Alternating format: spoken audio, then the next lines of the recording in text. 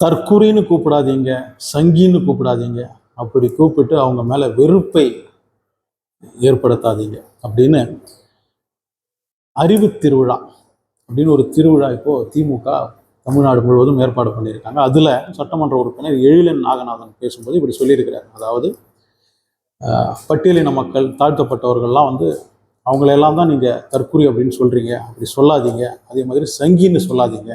ஏன்னா அவருக்கு ஒரு விஷயம் புரியுது. அதாவது இந்த எழிலன் நாகநாதனுக்கு ஒரு விஷயம் புரியுது.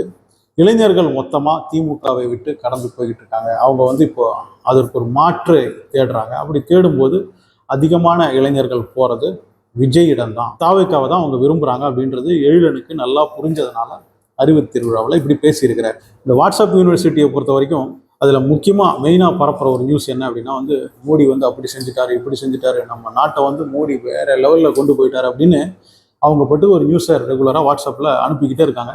அதை மட்டும் இந்த வாட்ஸ்அப்பில் மட்டும் நியூஸை படிக்கிற இளைஞர்கள் என்ன பண்ணுறாங்கன்னா, ஓஹோ மோடி வந்து பயங்கரமான ஒரு போல இருக்கு, அவர் நம்மளை வந்து நம்ம வேற மாதிரி ஆக்கியிருக்கிறாரு அப்படின்லாம், நம்ம நாட்டை வேற மாதிரி ஆக்கியிருக்காரு அப்படின்லாம் நினச்சிக்கிட்டு இருக்காங்க.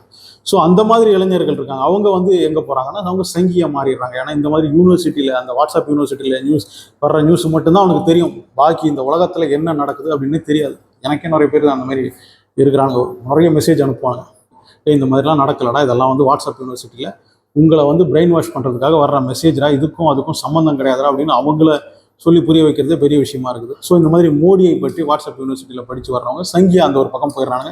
அதை படிக்கிறது அதிகமாக இளைஞர்களாக தான் இருக்காங்க. ஸோ அந்த இளைஞர்களையும் தற்குறி அப்படின்னு நம்ம சொல்லிக்கிட்டு இருக்கிற விஜயுடைய ரசிகர்களையும் நம்ம பக்கம் இழுக்கணும் அப்படின்னா வந்து அவங்க மேலே இந்த மாதிரி வெறுப்பை வந்து நம்ம அவுத்து விடக்கூடாது. அவங்கள பற்றி நல்லது பேசணும். அவங்கள தற்குறின்னு கூப்பிடாதீங்க, சங்கின்னு கூப்பிடாதீங்க அப்படின்னு எழிலன் நாகநாதன் வந்து இந்த அறிவு திருவிழாவில் பேசியிருக்கிறார். ஆனால் விஜய் வந்து என்ன சொல்லியிருக்காரு அப்படின்னா, இந்த அறிவு திருவிழாவை பற்றி விஜய் வந்து எக்ஸில் ஒரு போஸ்ட்டை போட்டிருக்காரு. அதில் அவர் என்ன சொல்கிறாருன்னா, அறிவு திருவிழான்னு பேரை வச்சுருக்கீங்க, ஆனால் வந்து உங்கள் வேலை என்னவா இருக்குன்னா வெறும் விஜயை விமர்சனம் பண்ணுறது, இல்லைனா தாவேக்காவை விமர்சனம் பண்ணுறது, தற்குறிகள்னு சொல்கிறது, இப்படி தான் பண்ணிக்கிட்டு இருக்கீங்களே தவிர அதில் அறிவார்ந்த எந்த ஒரு பேச்சும் நடக்கலை அப்படின்னு விஜய் சொல்லியிருக்காரு. விஜயோடைய ரசிகர்களை தற்குறி அப்படின்னு கூப்பிடுறது உண்மையிலேயே திமுகவுக்கு வந்து ஒரு பெரிய பின்னடைவாக இருக்கும். ஏன்னா விஜய்க்கு வந்து கிட்டத்தட்ட 2 கோடி ரசிகர்களுக்கு மேலே தமிழ்நாட்டில் இருக்காங்க. தமிழ்நாட்டுடைய பாப்புலேஷன் 8 கோடி. அதில் 2 கோடி பேர் தற்குறிகள் அப்படின்னு திமுகவே சொன்னால் அது அவங்க ஸ்டேட்டில் இருக்கிற மக்கள், அவங்களுடைய மக்கள். அதில் 2 கோடி பேரை இவங்க தற்குறி அப்படின்னு சொன்னால், இந்த 8 கோடி பேரில் 2 கோடி பேர் வந்து தற்குறி அப்படின்னு திமுகவே சொன்னால், அவங்க ஸ்டேட்டை பற்றி, அவங்க ஆள்ற ஸ்டேட்டை பற்றி அவங்களே வந்து தப்பாக சொல்கிற மாதிரி ஆகாதா? அவங்க மக்களை பற்றி அவங்க குறை சொல்கிற மாதிரி ஆகாதா? 1963க்கு அப்புறம் வந்து ஆட்சி பொறுப்பில் நிரந்தரமாக அதை அனுபவிச்சுட்டு இருந்தவங்க இனிமேல் அந்த பொறுப்பில் இருக்க போகிறதில்ல, அந்த ஒரு பயம்தான் அவங்கக்கிட்ட தெரியுது அப்படின்லாம் சொல்லியிருக்கிறாரு.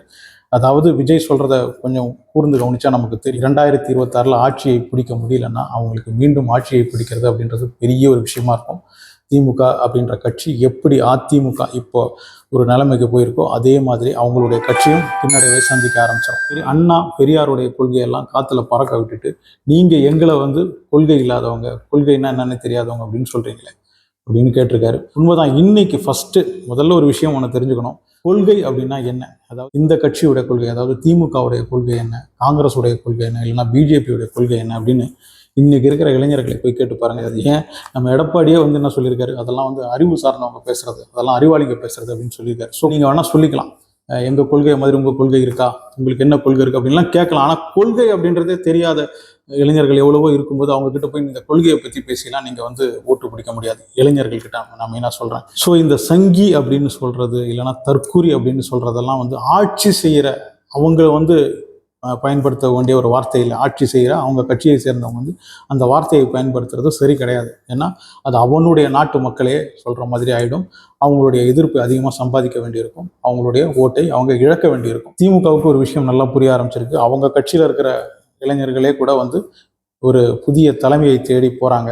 அவங்களுக்கு வந்து விஜய் பக்கம் ஈர்ப்பு அதிகமாக இருக்குது. திமுகவில் இருக்கும் இளைஞர்களே அந்த பக்கம் போகிறத வந்து இவங்களால பார்க்க முடியுது. ஸோ அதனால தான் வந்து இந்த அறிவு திருவிழா அப்படின்லாம் நடத்தி எப்படியாவது இளைஞர்களை தன் பக்கம் இழுக்கணும் அப்படின்னு பார்க்குறாங்க. திமுகவின் ஆட்சியில் நடந்த பல விஷயங்களை வந்து விஜயால் விமர்சனம் பண்ண முடியும், அவங்களுடைய ஊழலை பற்றி விமர்சனம் பண்ண முடியும். ஆனால் திமுகவால் அதெல்லாம் செய்ய முடியல. ஏன்னா இவர் இன்னும் ஆட்சியிலே இருந்ததில்லை. ஸோ அதனால் வந்து விஜய் பர்சனலாகவும் அவருடைய ரசிகர்களை வந்து தற்கொலை இந்த மாதிரிலாம் சொல்லி தான் இவங்களால விமர்சனம் பண்ண முடியுது. அது வந்து திமுகவுக்கு ஒரு பெரிய பிரச்சனையாக இருக்குது. ஏன்னா விஜயை பற்றி வேற என்ன குறை சொல்கிறது? பர்சனலாக அவரை வந்து அட்டாக் பண்ணுறது, வேற த்ரிஷாவோட இணைச்சு பேசுறது, அந்த மாதிரி தனி மனித தாக்குதல் மட்டும்தான் அவங்களால நடத்த முடியுது. அப்படி நடத்தியாவது எப்படியாவது திமுகவிலிருந்து போய்கிட்டு இருக்கிற அந்த இளைஞர்களை வந்து தடுத்து நிறுத்தணும். விஜய் பக்கம் போய்கிட்டு இருக்கிற அந்த இளைஞர்களை வந்து எப்படியாவது அவங்க பக்கமே வச்சுக்கணும் அப்படின்றதுக்காக தான் இந்த மாதிரி பல முயற்சிகளை செஞ்சுக்கிட்டு இருக்காங்க. விஜயை பொறுத்த வரைக்கும் வேற எந்த ஒரு நடிகருக்கும் கிடைக்காத ஒரு அன்பு வந்து அவருடைய ரசிகர்கள் கிட்ட இருந்து விஜய்க்கு கிடைச்சிருக்கு. அண்ணா அண்ணா அண்ணா அப்படின்னு தான் விஜயோடைய ரசிகர்கள் அவரை கூப்பிடுறாங்க. அப்படி அண்ணான்னு கூப்பிடுறது வந்து அந்த நடிகனுக்கும் அந்த ரசிகனுக்குமான அந்த ஒரு நெருக்கத்தை வந்து அதிகப்படுத்துது. ஜெயலலிதாவை வந்து மக்கள் அம்மா அம்மான்னு கூப்பிட ஆரம்பிச்சாங்க இல்லையா, அதோட வந்து மக்களுக்கு ஜெயலலிதா மீது ஒரு நெருக்கம் வர ஆரம்பிச்சது. அம்மா அப்படின்ற அந்த ஒரு வார்த்தைக்கு இருக்கிற அந்த ஒரு பவர் வந்து ஜெயலலிதாவிடம் ஒரு நெருக்கத்தை கொடுத்தது. விஜயோடைய ரசிகர்கள் மெயினாக அந்த பெண்கள்லாம் வந்து விஜய் அண்ணா அண்ணா அண்ணா அப்படின்னு தான் கூப்பிடுறாங்க.